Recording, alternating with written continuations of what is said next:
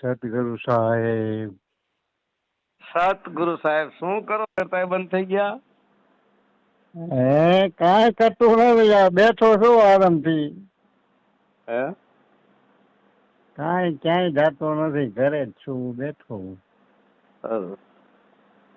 શું ચાલતા બોલો? ગરમી બરમી કેવી થાય? અહીંયા તો 2 માળનું મકાન છે એટલે ઉપર બેઠો છું ને પાછળનો દરવાજો ખોલ્યો છે, હવા આવે સારી. સારું કહેવાય.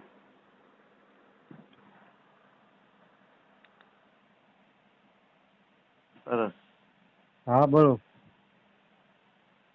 કીધું શું કરો છો? કેટલા ટાઈમ થી તમને ફોન નથી કર્યો? હા, હમણાંથી ફોન નથી થયો. આ નંબર નતો તમારી પાસે મારો? ઓલો નંબર તો બંધ થઈ ગયો છે. આ નંબર તો છે ને, ત્યાં વચમાં આપ્યો તો, ઓલો નંબર તો બંધ થઈ ગયો. હા હા એ પછી તો એક બે ફોન તો કર્યા હતા વચમાં. હા વાતે થઈ હતી. હા બરોબર. હા એ બીજો નંબર હતો એમ? આ નંબર પહેલી જ વાર વાત થઈ તમારી. હા એ બીજો છે પાછો ત્રીજો. આ બીજો નંબર છે છેલ્લે 4145 વાળો. હા તો એ તો મેં સેવ કરી લીધેલો છે. સરસ. પેલા ઓલો જે પહેલા નંબર હતો એ તો બંધ થઈ ગયો, એમાં તો વાત નહોતી થતી. બરાબર. હા પછી તમે જ આ નંબર મને આપ્યો હતો. હા સરસ. શું ચાલે બોલો? કઈક સત્સંગ સંભળાવો. સત્સંગ તમારો અમારે સાંભળવો ન હોય, અમારી આગળ શું સત્સંગ હોય? લે સત્સંગ બધા આગળ હોય, મારામાં શું છે? તમારી આગળ તમને આમાં લખ્યું છે જ્ઞાની પુરુષ. હું ક્યાં જ્ઞાની છું? અજ્ઞાની પુરુષ લગ્ન. હા પણ આમાં લખ્યું છે જ્ઞાની પુરુષ, એટલે જ્ઞાન ક્યાં હોય? જ્ઞાની હોય અહીંયા. પણ એ તો ઓલા ચંદુભાઈ લખી નાખ્યું જ્ઞાની પુરુષ. હું મેં ક્યાં કોઈ કીધું હું જ્ઞાની છું?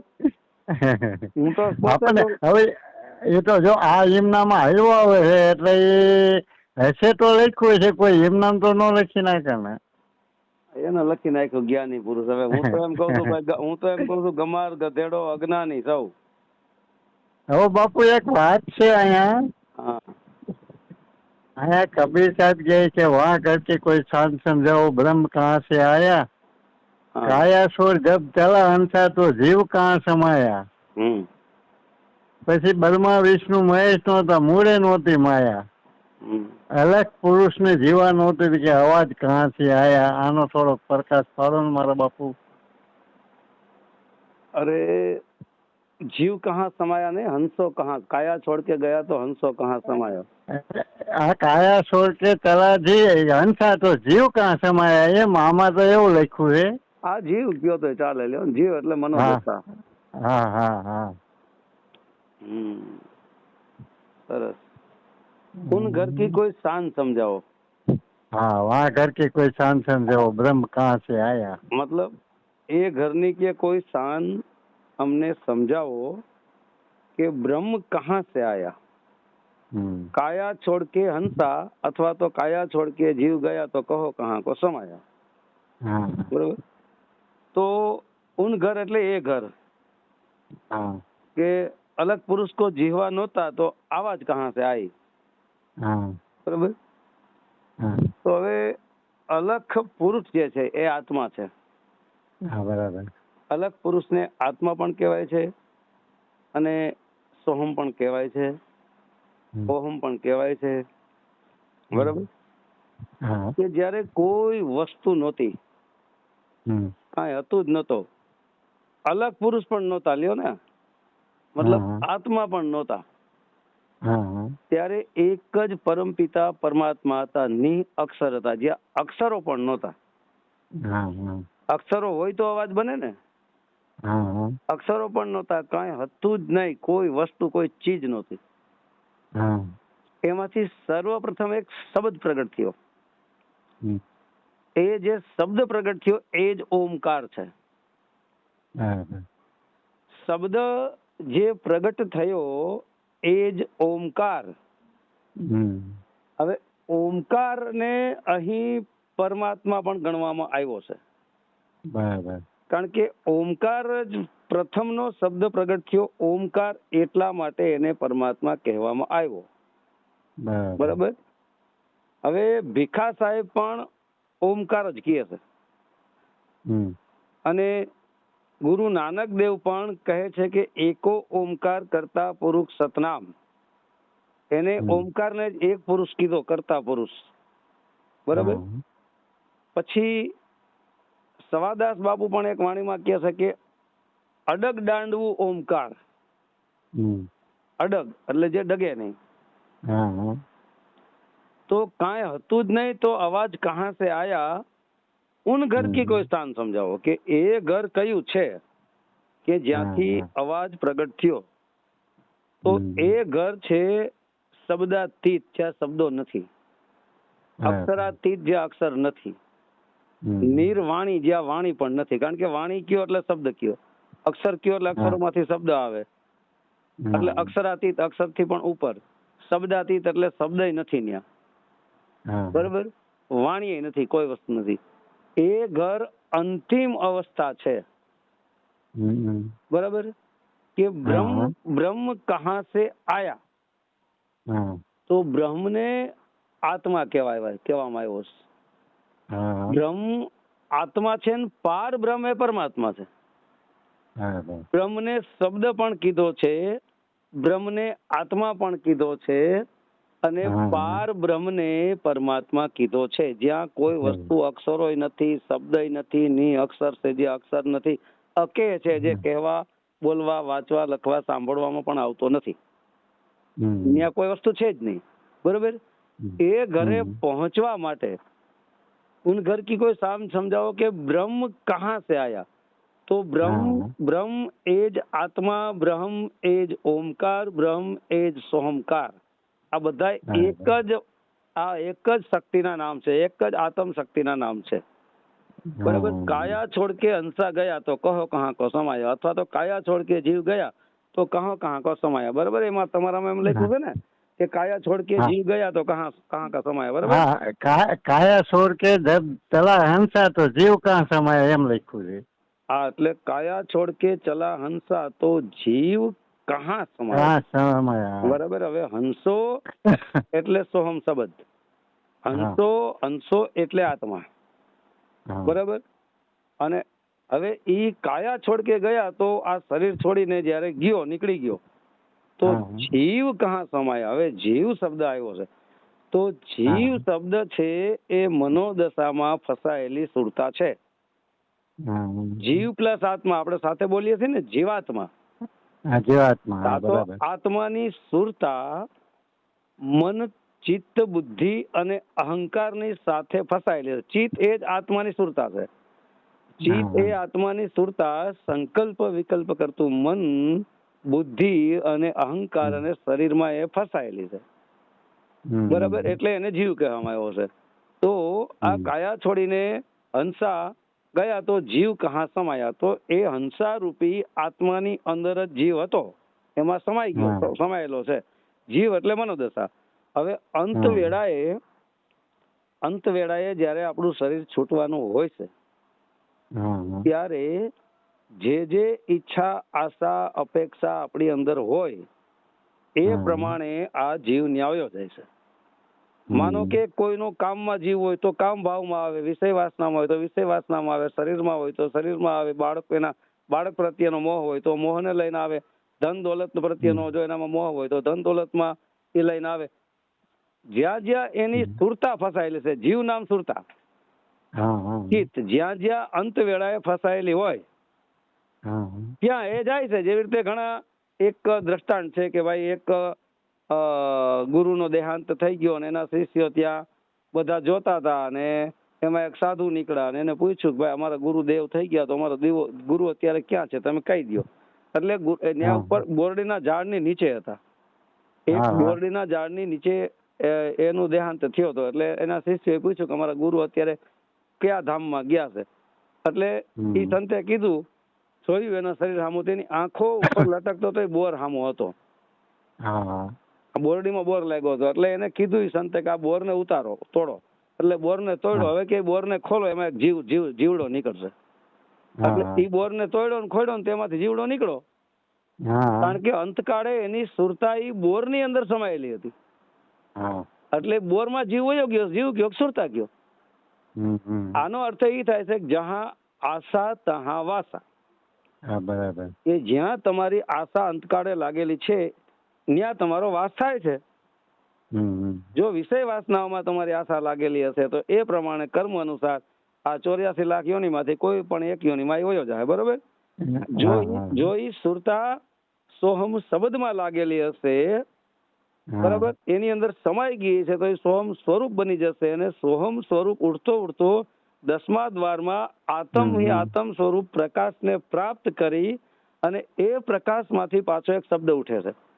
એ પ્રકાશમાંથી સોહમ શબ્દ ઉઠે છે, એને હું અનાદિ સોહમ કહું છું. અનાદિ એટલે જેનો કોઈ અંત પણ નથી, શરૂઆત પણ નથી, એક રસે ચાલી રહ્યો છે. એને અનાદિ ઓમકાર પણ હું ઘણા ઓડિયોમાં બોલ્યો છું. બરાબર. તો અનાદિ ઓમકાર જે છે એ જ પરમપિતા પરમાત્મા છે. અનાદિ ઓમકાર જયારે પ્રગટ થયો હતો, બધા સંતોનો મત છે અને ઘણા સંતો તો ન્યા પણ કહે છે કે ઓહમ ગુરુ છે ને સોહમ શિષ્ય છે. તો અહીં ઓહમ જે ગુરુ છે એ જ સર્વનો ગુરુ એક જ છે, પરમપિતા પરમાત્મા ઓમકાર. એ ઓમકાર માંથી જ આ સગળી દુનિયા બની છે. હું એ પણ કહું છું કે ઉપર જે શૂન્ય છે એ જ પરમપિતા પરમાત્મા છે. શૂન્યની નીચે બીજ છે એ આત્મા છે, અને આત્મા નીચે તગડો છે, અંડપિંડ ને બ્રહ્માંડ 3 લોક છે. બરાબર. આ પણ મેં ઓમકાર ની વ્યાખ્યા કરેલી છે. હવે એ ઓમકાર માંથી સોહમકાર પ્રગટ થયો છે. હવે ઓમકાર માંથી સોહમ કઈ રીતે પ્રગટ થયો છે કે તમે પેલા સોહમ લખો, એટલે એમાં સોહમ લખીને પછી સ અને હને કાઢી નાખો એટલે ઓમ વધે. ઓમ વધશે. તમે પેલા લખીને પ્રેક્ટિકલ કરી લેજો. પેલા સોહમ લખજો. બરાબર. સોહમ લખી પછી એમાંથી પાટીમાં લખજો સોહમ, પછી એમાંથી સ અને હ બે ને પાછું ચીકી નાખજો, ભૂસી નાખજો. બરાબર. એટલે ખાલી ઓમ વધે થશે. ઓમ એક માત્રા અને એક ઉપર કાનો એટલે ઓ થયો, પછી લાસ્ટમાં મ એટલે ઓમ થયો. એટલે ઓમ માંથી આ સોહમ પ્રગટ થયો. એમાંથી કે ઓમ માંથી સોહમ પ્રગટ થયો. હવે ઓમ ક્યાંથી આવ્યો છે કે ઓમ શબ્દ કોઈ વસ્તુ નથી ત્યારે અચાનક ઓમ શબ્દ પ્રગટ થયો. બ્રહ્મ કહાં સે આયા કે અલગ પુરુષ को જીહવા નહોતી તો શબ્દ કહાં સે આયા. હવે અલગ પુરુષને જીહવા છે જ નહીં. પહેલી વાત તો આ છે. અલગ પુરુષને જીહવા, જીભ ધારણ કરવા માટે એને શરીર ધારણ કરવું પડે. કારણ કે અલગ પુરુષને કઈ હાથ પગ હોઠ કંઠ કે જીભ એવું કઈ છે ને અલગ પુરુષ આત્માને. તો એ અલગ પુરુષ શરીર ધારણ કરે. અલગ પુરુષ એ આત્મા એને ઈચ્છા પ્રગટ કરી, ઈચ્છામાંથી એને ચિત્ત પ્રગટ કર્યું. પહેલા તો હું ઘણી વાર એ પણ વાત કરું છું કે આત્મા આપણે એનું વ્યાખ્યા કરી છે કે અંતઃકરણ. બરાબર. અંતમાં આત્મા છે. આત્મા એ સોહમ છે, આત્મા એ જ ઓમકાર પણ છે, આત્મા એ શિવ પણ છે. બધા એના જ નામ છે. આત્મા એ જ રામ છે, આત્મા એ જ કૃષ્ણ છે. બરાબર. પછી અંત બધાથી અંતમાં આત્મા છે, ઉપરમાં લાસ્ટમાં. પછી અંત એ જ હંસો સોહમ શબ્દ છે. સોહમ ક્યાંથી પ્રગટ થયો? આત્મા રૂપી પ્રકાશમાંથી આ સોહમ શબ્દ હંસ રૂપી પ્રગટ થયો ને. બરાબર. તો હવે આત્માને ઓમકાર પણ કહેવામાં આવ્યો છે, આત્માને પરમપિતા પરમાત્મા પણ કહેવાય. હવે આત્મા પરમપિતા પરમાત્મા ક્યારે થાય? ત્યારે શુદ્ધાત્મા બની જાય, જે એ આ ક્રિયાકાંડમાં એની ચિત્તરૂપી સુરતા ફસાયેલી છે. ચિત્તરૂપી સુરતાને અંદર ખેંચી લે એટલે આત્મ સ્વરૂપ બની ગયો. આત્મ સ્વરૂપ બની ગયા પછી એ પ્રકાશમાંથી સોહમ કે અથવા ઓમ એ શબ્દ પ્રગટ થયો અને ચારો તરફ ઓમકાર હી ઓમકાર શબ્દ એને સંભળાવા લાગ્યો. પછી એ આત્મા રૂપી, એ આત્માની ચિત્ત રૂપી સુરતા ત્યાં એને તમે સોહમ કયો કે ચિત્ત કયો, એ પછી સોહમ ઓમને પકડી લીધો. ઓમને પકડ્યો એટલે જ્યાંથી ઓમમાંથી સોહમ પ્રગટ થયો તો આપણે આગળ બોલ્યા એમ લખવાનું પછી, એટલે એ સોહમ ઓમકારમાં સમાઈ ગયો. ઓમકારમાં સમાઈ ગયો એટલે સ્વયં ઓમ સ્વરૂપ થઈ ગયો. એટલે ચારેય તરફ એને પરમાત્માનો જ એક શબ્દ સંભળાવા લાગ્યો, ઓમ. અને ઓમ જે છે એ સર્વ વ્યાપક છે. બરાબર. હવે ઓમકાર ક્યાંથી પ્રગટ થયો છે કે ઓમકાર પ્રગટ થયો છે કે જે અલગ પુરુષ કો જીવા નહોતી તો શબ્દ કહાં સે આયા. એ ઓમકાર શબ્દ જ્યાંથી પ્રગટ થયો છે એ ઘરે આપણે પહોંચીએ ત્યાં જોતા સાંભળતા બોલતા બંધ થઈ જાય. કોઈને ખબર જ નથી પડતી કે આ ઓમકાર શબ્દ ક્યાંથી આવ્યો. કારણ કે ત્યાં ભીખા સાહેબ ની વાણી હું ઘણી વાર કહું છું કે ભીખા બાત અગમ કી કાન સુનન में नहीं जो कहे सो जाने नहीं जाने सो कहे नहीं, बराबर। આ એ ઘરની વાત છે કે બ્રહ્મ કહાં સે આયા, તો બ્રહ્મ આવ્યો, બ્રહ્મ એ જ ઓમકાર, બ્રહ્મ એ જ આત્મા, એ જ્યાં કાંઈ નતું ત્યાંથી એ આવ્યો, પ્રગટ થયો છે, ને એ ઘરે જવા માટે પોતાના અસ્તિત્વને મટાડી દેવું પડે છે। અહીંયા 52 અક્ષરી વાણીથી સમજાય એવું નથી। એ પોતે પ્રેક્ટિકલ કરી, અભ્યાસ કરી, સાચા પહેલા તો દેહધારી સદગુરુ મળે, સાચા હો, સાચા ગુરુ મળે જેને આત્મ પરમાત્મ સોહમ શબ્દ ઓમકાર શબ્દ આ બધી એક જ વસ્તુ છે એને જેને ઓળખી લીધો છે, એ ઘરે પહોંચી ગયેલો છે, એવા સંત જયારે મળે તો આપણને એ ઘર સુધી પહોંચવાની લાઈન બતાવે, એ સિવાય અસંભવ છે, બરાબર। એ શબ્દ ક્યાંથી આવ્યો છે કે જીહવાનો તે તો શબ્દ ક્યાંથી પ્રગટ થયો, તો જીહવાને પ્રાપ્ત કરવા માટે શરીર તો ધારણ કરવું પડે ને તો જ બોલી શકે ને। કારણ કે અલગ પુરુષ કો જીહવા નહોતી તો શબ્દ કહાં સે આયા, એનો અર્થ એ છે કે અલગ પુરુષની પાસે શરીર નહોતું, બરાબર। અલગ પુરુષ કો જીહવા નહોતી તો શબ્દ ક્યાંથી પ્રગટ થયો, આવ્યો ભાઈ એમ, તો એ શબ્દ પ્રગટ થયો છે એ જ પરમ પિતા પરમાત્મા છે, અને એ પરમ પિતા પરમાત્માના જ્યાં ઘરે એ ઘરે જે પહોંચી જાય એ જોતો સાંભળતો ને બોલતો બંધ થઈ જાય। હું ઘણી વાર કહું છું કે મીઠાની પૂતળી સમુદ્રનો જો તાગ મેળવવા જાય, તળિયુંને માપવા જાય તો એ વચ્ચે ઓગળી જાય, બરાબર। એમ સમુદ્રને તમે પરમાત્મા સમજો, મીઠાની પૂતળીને તમે આત્મા સમજો, ચિત્ત સમજો કે સુરતા સમજો કે સોમ શબ્દ, એ જો એને મેળવવા જાય તો એ પાછું સ્વયં આવી જ ન કે એ અંદર ખોવાઈ ગયો, તો એ પોતે જ ખોવાઈ ગયો, એનું અસ્તિત્વ જ ન રહ્યું, તો એ બોલે ક્યાંથી કે ભાઈ આ શબ્દ ક્યાંથી પ્રગટ થયો છે, એ અનુભવના ઘરની વાત છે। એ ઘરે જે પહોંચી ગયો એને જ મુક્તિ મોક્ષ કહેવાય છે,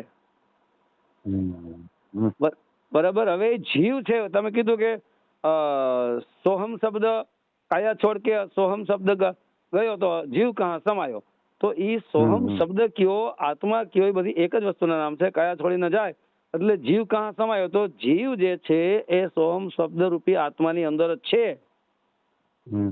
કારણ કે આત્માએ જ આ દુનિયા બનાવી છે। એ પણ વાણી છે કે ઈચ્છા રૂપી ખેલન આયા, એ આત્માએ જ ઈચ્છા પ્રગટ કરી, કેવી રીતે કરી કે અંતઃકરણ, અંતમાં બધાથી આત્મા છે, અંત પછી હ એ જ અંશો છે, સોહમ શબ્દ, સોહમ શબ્દ કયો તો ભલે, આત્મા કયો તો ભલે, આત્મા પ્રકાશ એ પ્રકાશ છે, એ પ્રકાશની અંદર સોહમ શબ્દ પણ છે, બરાબર। અને શબ્દનું રૂપ પણ પ્રકાશ જ છે, શબ્દનું કોઈ રૂપ નથી, પ્રકાશ સ્વરૂપ છે, આત્મા પણ પ્રકાશ સ્વરૂપ છે। પછી એમાંથી અંત પછી કરણ આવે, કરણને હું ઘણી વાર કાન કહું છું, ક્રિયા કહું છું, સાંભળવું કહું છું, તો સોહમ શબ્દને આપણે સાંભળી શકીએ છીએ ને, આત્માને ક્યાં સંભળાય છે? કરણ એટલે કાન થાય, કરણ એટલે સાંભળવું થાય, કરણ એટલે ક્રિયા પણ થાય, સાંભળવાની ક્રિયા, બોલવાની ક્રિયા, એના પછી એક ક્રિયા શરૂ કરી કોને, અંતમાં આત્માએ સોહમ શબ્દ પ્રગટ કર્યો, અંત અંતમાં આત્મા છે, પછી હ એ હંસો સોહમ શબ્દ, એને શબ્દ મારફતે એને એ ચિત્ત પ્રગટ કર્યું કે અવચેતન મન પ્રગટ, ચિત્તમાંથી અવચેતન મન પ્રગટ થયું, સંકલ્પ વિકલ્પ, એમાંથી બુદ્ધિ પ્રગટ થઈ, એમાંથી અહંકાર પ્રગટ થયો।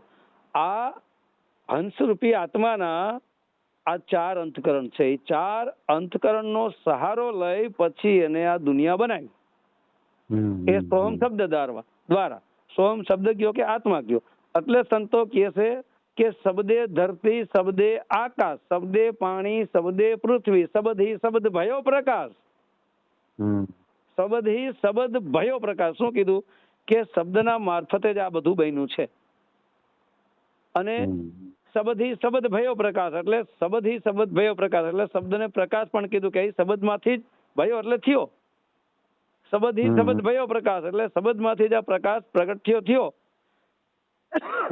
બહુ ઊંડું ડીપમાં જાવ તો ખબર પડી જાય, એટલે શબ્દ એક પ્રકાશ સ્વરૂપ છે, આત્મા પણ પ્રકાશ સ્વરૂપ છે, અને ઓમકાર પણ પ્રકાશ સ્વરૂપ છે, અને એ પ્રકાશની અંદર જયારે આપણે સમાય જાય છે ત્યાં કોઈ વસ્તુ નથી, ત્યાં આત્મા પણ નથી, ચિત્ત પણ નથી, સુરતા પણ નથી, શબ્દ પણ નથી, ઓમ પણ નથી, સોહમ માંથી ઓમમાં સમાઈ ગયા, એટલે ઓમકાર પરમ પિતા પરમાત્મા જે કરતા ધરતા છે, બરાબર, ઓમકાર કરતા હોવા છતાં અકર્તા છે, અકર્તા હોવા છતાં કરતા છે, બરાબર।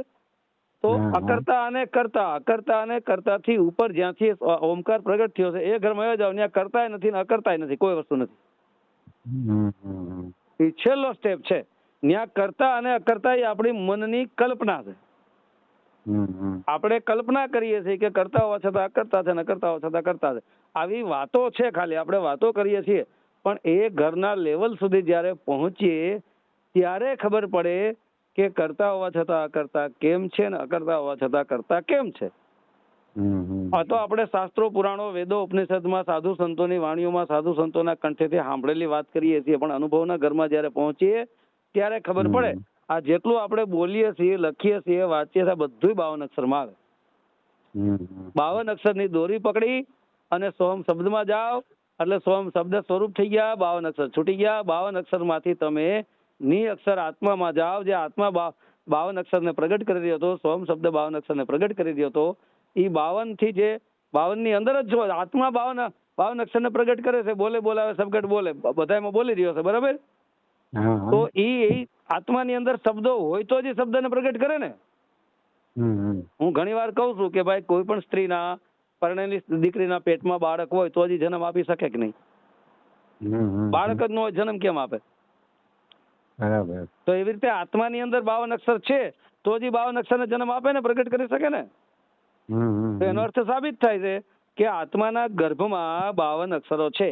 જેમ પરણેલી દીકરીના ગર્ભમાં બાળક છે એવી જ રીતના આત્માના ગર્ભમાં 52 અક્ષર છે. આ સાબિત થયું કે નહીં? બરાબર. હવે એ દીકરીએ 52 અક્ષરને, એ બાળકને જન્મ આપી દીધો એટલે દીકરી પછી જન્મ રહિત થઈ ગઈ કે નહીં? જન્મ આપી દીધો, બાળક જન્મી ગયું એટલે દીકરીના પેટમાં હવે બાળક નથી, બરાબર.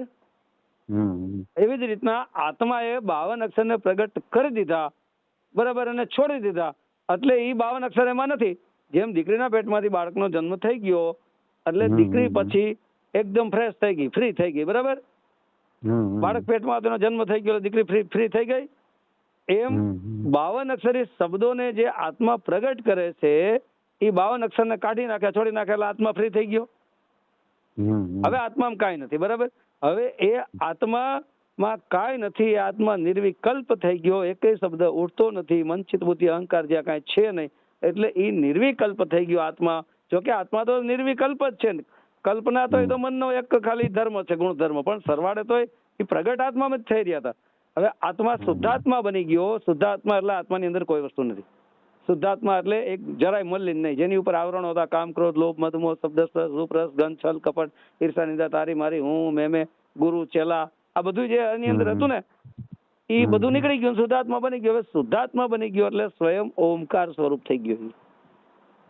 હવે ઓમકાર સ્વરૂપ થઈ ગયો એટલે ઓમકાર જ્યાંથી પ્રગટ થયો છે, કે જ્યાંથી પ્રગટ થયો છે કે શબ્દ કહાં છે, આવાજ કહાં છે, આવાજ જ શબ્દ, આવાજ કયો કે શબ્દ કયો, બરાબર. એ જ્યાંથી પ્રગટ થયો છે ઓમકાર, એ ઓમકાર જ્યાં હમાઈ જાય એટલે ત્યાં બધું ખતમ. કારણ કે ચિત્તરૂપી સુરતા સમાણી સોહમમાં, કે ચિત્તરૂપી સુરતા સમાણી આત્મામાં, અથવા ચિત્તરૂપી સુરતા કે મનરૂપી સુરતા, સંકલ્પ વિકલ્પ સમાણી સુરતા સોહમ શબ્દમાં, શ્વાસોશ્વાસમાં હાલે છે એને સોહમ શબ્દ સમાણો. એ આત્મ સ્વરૂપમાં, આત્મ સ્વરૂપને પ્રાપ્ત કરી દેહથી વિદેહ થઈને એને પકડો ઓમકાર શબ્દને, એટલે સોહમ શબ્દ કયો કે આત્મા કયો ઓમકારમાં સમાઈ ગયો, બરાબર. અંદર જ્યાંથી પ્રગટ થયો ત્યાં સમાઈ ગયો, અને ઓમકાર જ્યાંથી પ્રગટ થયો ત્યાં સમાઈ ગયો. ત્યાં હવે કાંઈ રહ્યું? ત્યાં વાત ખેલ ખલાસ થઈ જાય છે. પણ આ અવસ્થાએ આ લેવલને પ્રાપ્ત કરવું, કરોડોમાં કોક વિરલો આ લેવલ સુધી પહોંચી શકે છે, પ્રાપ્ત એને કરી શકે છે. પણ આપણે ભક્તિ ભજન ચાલુ રાખવું પડે, કારણ કે કરોડોમાં કોક વિરલાનો આપણો પણ નંબર લાગી જાય. હા, એ તો બરાબર છે, કરવું પડે ને, એટલે આપણો પણ નંબર લાગી શકે છે. તો આ જ રીતે આમાં શું છે, વાત હું ઘણા ઓડિયો બોલું છું કે વાતું એ કાંઈ થશે નહીં. અને હું એ પણ કહું છું કે જેટલું હું બોલું છું બધી મારી કથણી બકણી છે. આ જેટલી 52 અક્ષરી દ્વારા વાતો થાય, સત્સંગ થાય, એ કથણી બકણી છે નાનજી ભગત. કારણ કે હું એ કહું છું કે કથણી બકણી છે, બોલે, બોલાવે, બોલે 52 થી 12. હવે બોલી રહ્યો છે એ આત્મા જ 52 અક્ષરી શબ્દો, બરાબર. બોલાવી રહ્યો છે એ 52 અક્ષરી શબ્દો બોલે, એટલે બોલી રહ્યો છે એ, બોલાવી રહ્યો છે એ. હવે બોલે 52 થી 12. હવે એ 52 થી 12 છે, એ બોલવામાં નથી, બોલાવનારમાં નથી, બે થી ઉપર છે. કારણ કે એ તો અબોલ છે, એ તો અબોલ છે, અનામ છે, એનું કોઈ નામ જ નથી. અબોલ છે, એ બોલતોય નથી. એ અબોલના ઘરમાં જવાનું છે. પણ ભક્તિ આપણે ચાલુ રાખીએ અને ધીરે ધીરે. પણ અત્યારે લોકો શું છે, પ્રશ્નોત્તરીમાં અટવાઈ ગયા છે, વાદ વિવાદમાં અટવાઈ ગયા છે, નાના મોટા કરવામાં અટવાઈ ગયા છે. એક કે મારો પંથ મોટો, બીજો કે મારો ધર્મ મોટો, એક કે મારો ધર્મ મોટો. હું એ પણ વાત કરું છું કે હિન્દુ, મુસ્લિમ, શીખ, ઈસાઈ, યહૂદી, ખ્રિસ્તી, પારસી, જોરસ્ટિયન, સેવ, બૌદ્ધ, લિંગાયત, અહેમદિયા, નાતી જાતિ, ધર્મા ધર્મી, પંથા પંથી, આ બધું છોડીને બધાથી ઉપર જે થઈ જાય એને સંત કહેવાય. બાકી આ ધર્માધર્મી, પંથા પંથી, નાતી જાતિ કોને બનાવ્યું છે? એ બધી રચના મનુષ્યની છે. આ બધું મનુષ્યએ બનાવ્યું છે. એટલે મનુષ્ય ખુદે બનાવીને મનુષ્યમાં અટવાઈ ગયો છે. એટલે પોતાના સ્વરૂપને જાણી નથી શકતો.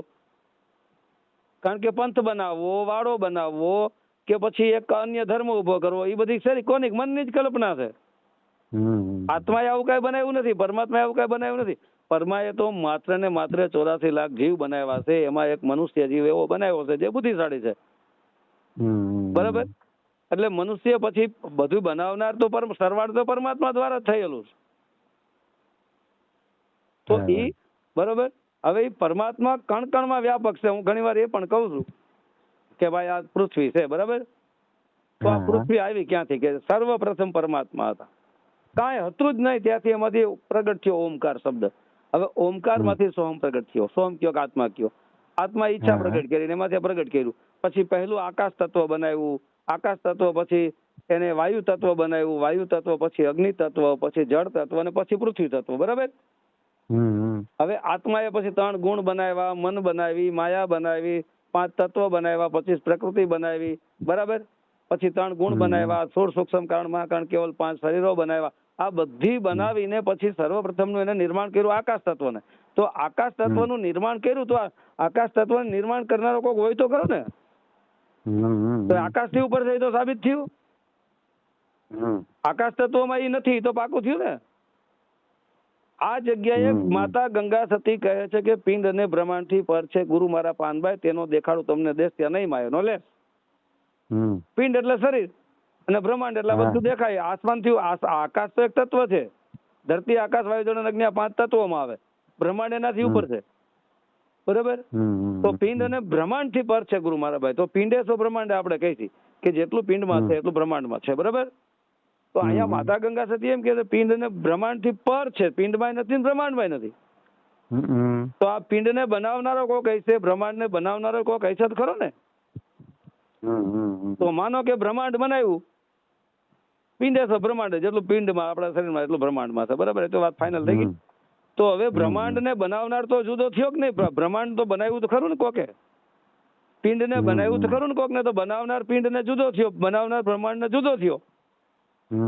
તો પિંડ અને બ્રહ્માંડ થી, પિંડ અને બ્રહ્માંડ બનાવનાર તો કોક હોય ને. જેવી રીતે તમે છો, એક લુહાર છે અને કોઈ પણ એક લોખંડનું હથિયાર ઘડે તો હથિયાર જુદું થયું ને ઘડનારો જુદો થયો કે નહીં? તો એવી રીતે પિંડ અને બ્રહ્માંડ થી પર છે ગુરુ. એ જ જ્યાં કોઈ વસ્તુ છે જ ત્યાં નહીં માયા નો લેસ, ત્યાં માયા છે જ નહીં. તો માયામાંથી શબ્દો બને, માયામાંથી આ બધું અક્ષરો બને, માયામાંથી બધું બને, માયામાંથી આ પંથા પંથી, નાતી જાતિ, ધર્મ ધર્મી માયા દ્વારા જ બને. પરમાત્માએ કઈ બનાવ્યું નથી, એમાંથી જ બને. બરાબર? તો ઈ દેશ તમને કે દેખાડું, મતલબ ઈ દેખાડું એટલે ઈ ઘરે જવાની તમને લાઈન બતાવું જ્યાં કોઈ વસ્તુ છે જ નહીં. પિંડ અને બ્રહ્માંડ થી પર છે ગુરુ. ગુરુ એ જ જ્યાં કાંઈ છે જ નહીં. ગુ નામ અંધકાર ને રૂ નામ પ્રકાશ. જ્યાં અંધકાર નથી ને પ્રકાશ નથી, ગુરુ નથી ને શિષ્ય નથી. ચકવી કહે ચકવાને હાલો એ દેશમાં, જ્યાં નહીં દિવસ નહીં રાત, નહીં પાપ નહીં પુણ્ય, નહીં નર નહીં નારી, નહીં ગુરુ નહીં શિષ્ય, નહીં નિરંજન નહીં નિરાકાર. ગુરુ ને ઉડાડ્યા, શિષ્ય ને ઉડાડ્યા, બધાને. કયા ગુરુ ને ઉડાડ્યા છે? આ લૌકિક ગુરુ ને ઉડાડ્યા છે, શબ્દ ગુરુ ને ઉડાડ્યા છે. જે શબ્દ આપે ને તો ઓલો તો શબ્દ નથી. શબ્દ કહું તો શબ્દ હું નહીં, શબ્દ હે માયા કી છાય. શબ્દ નહીં, માયા ની એક પર છાય કહી દીધી.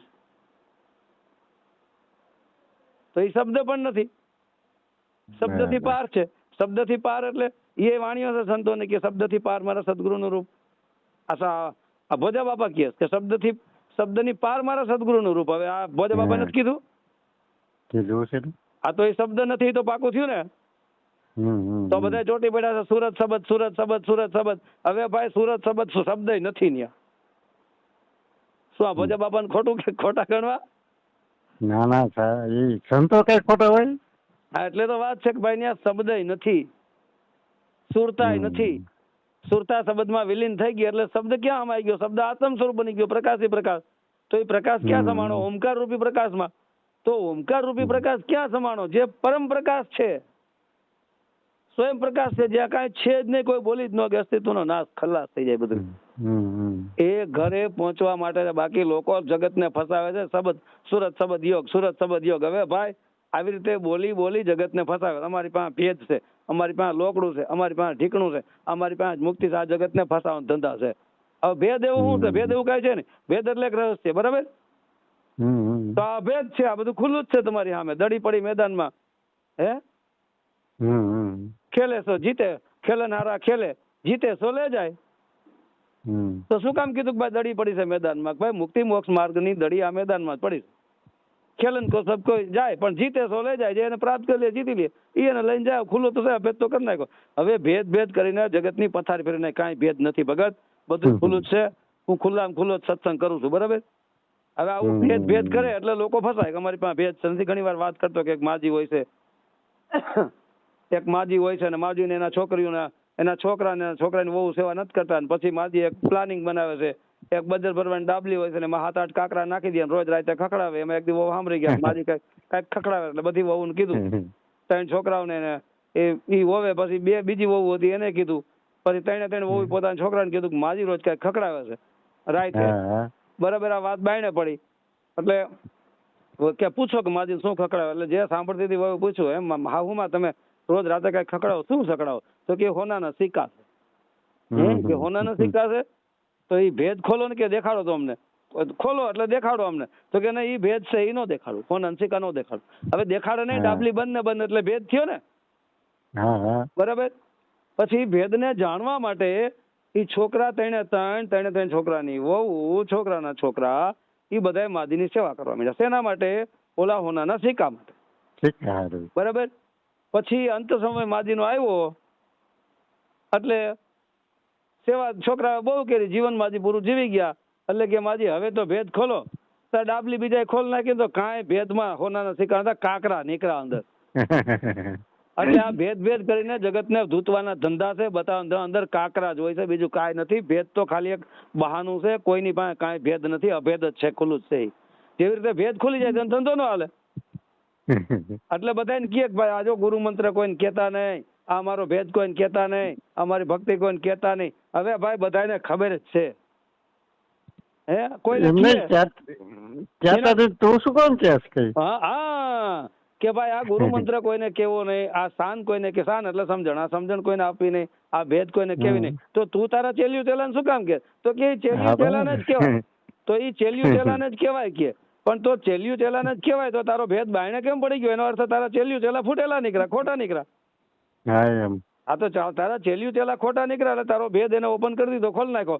તો એ તારા ગુરુ બનવામાં જે ગુરુ બનતો એ કોડો કહેવાય, એ બુદ્ધિહીન કહેવાય. કારણ કે એને જાણ્યા જોયા વગર એને ખબર નહીં પડતી કે આને ચેલી ચેલા કરાય કે ન કરાય, મારો ભેદ ખોલશે કે નહીં. તો ભેદ ખોલી નાખે, તે ભેદ બતાવ્યો હું કામ? એટલે એ ગુરુની ભૂલ નહીં. ભૂલ કેવાય ગંગા સત્ય કીધું કે પાત્ર પારખા વિના પીરસવું નહીં. હા, એટલે આ લોકો પાત્ર નથી જોતા, કુપાત્ર નથી જોતા, પીરસવા માંડે છે. એટલે આ ધર્મના નામે ધંધો છે. ચેલ્યું ચેલા વધારી એક સંગઠન બનાવવું, પછી 4 વ્હીલ ગાડીઓ, 50-50 લાખની ગાડીઓ, કરોડોનો બેંક બેલેન્સ. આ દુનિયાને ધૂતવાના ધંધા છે. આ ભેદ કરે. હવે ભેદ ખુલી જાય તો શું છે? એનો ધંધો બંધ થઈ જાય. એવી રીતે એક માણસ ગેરકાનૂની કામ કરતો હોય, માનો કે એક માણસ દારૂ વેચે, બરાબર?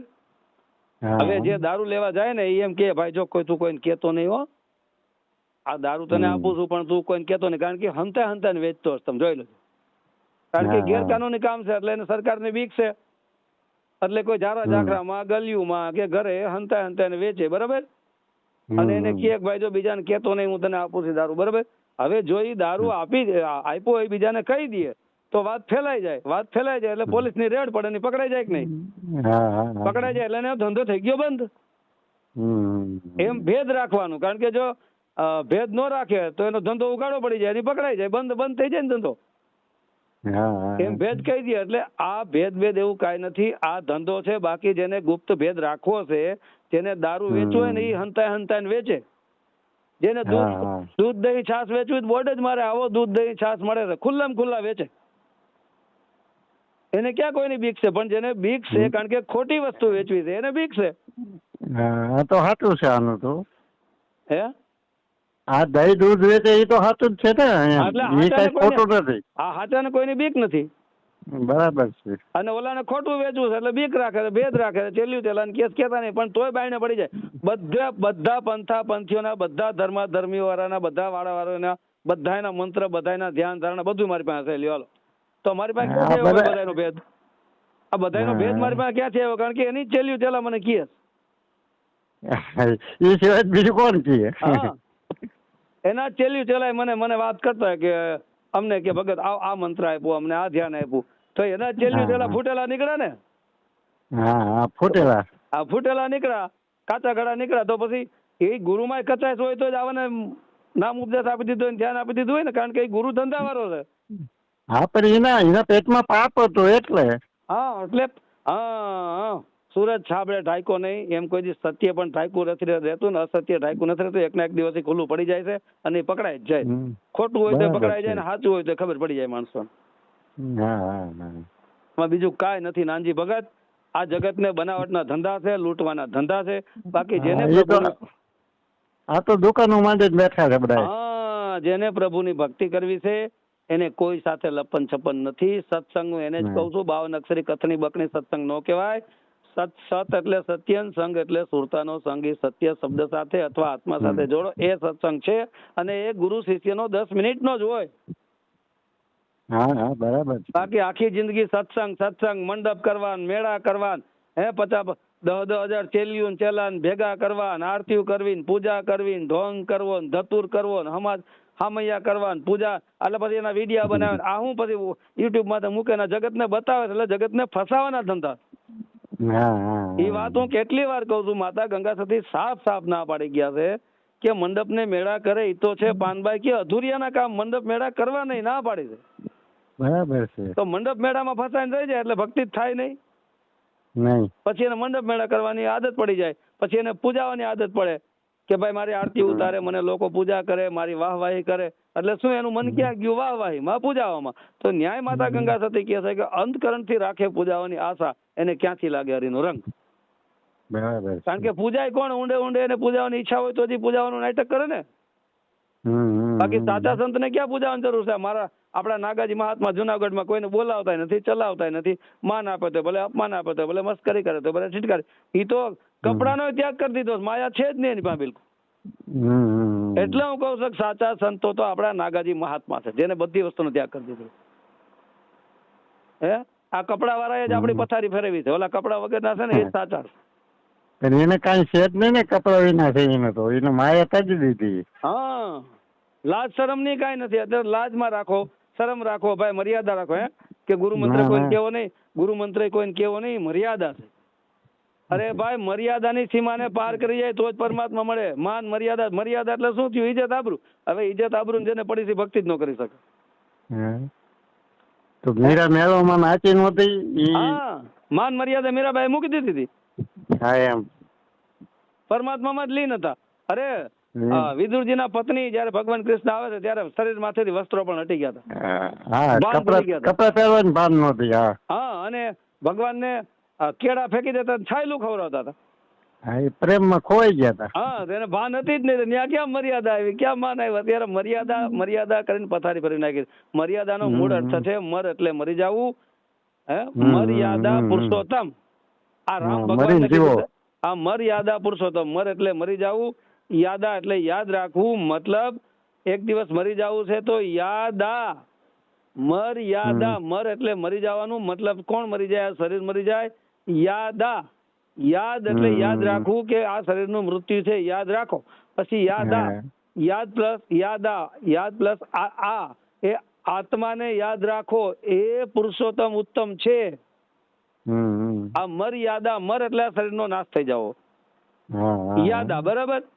યાદા. યાદ પ્લસ આ એટલે આ શરીરનો નષ્ટ થાય એ યાદ રાખો અને આત્માને યાદ રાખો, જાણો, પકડો. જે આત્માને સમજી લેશે એ પુરુષોત્તમ છે, એ પુરુષોમાં ઉત્તમ પુરુષ છે, એ જ આત્મા છે.